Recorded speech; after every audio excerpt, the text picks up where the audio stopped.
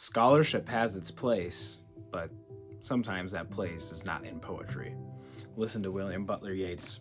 It's called The Scholars.